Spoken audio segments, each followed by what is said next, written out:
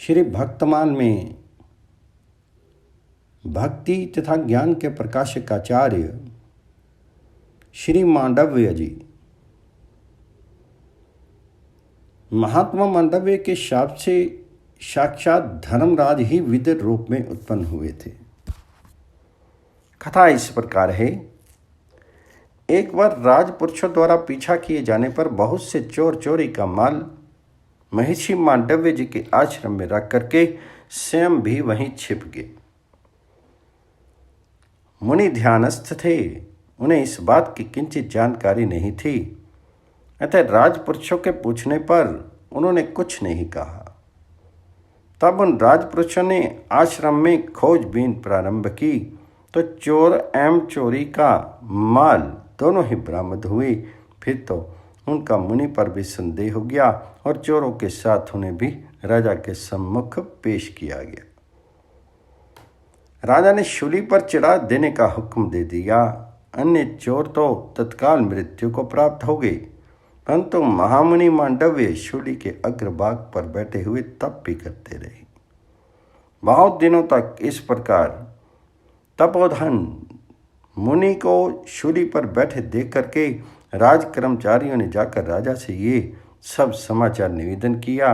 राजा तत्काल ही दौड़े आए और विविध प्रकार से अनुनय विनय अपराध के कारण क्षमा याचना करते हुए मुनि को शूली से उतार दिया।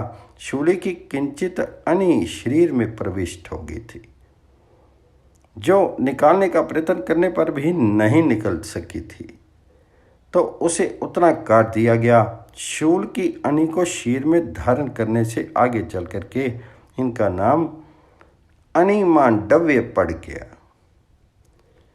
एक बार महर्षि ने धर्मराज के पास जाकर के उल्लाना देते हुए कहा, मैंने अनजाने में कौन सा ऐसा पाप किया जिसके फल का भोग मुझे इस रूप में प्राप्त हुआ। मुझे शीघ्र इसका रहस्य बताओ और फिर मेरी तपस्या का फल देखो।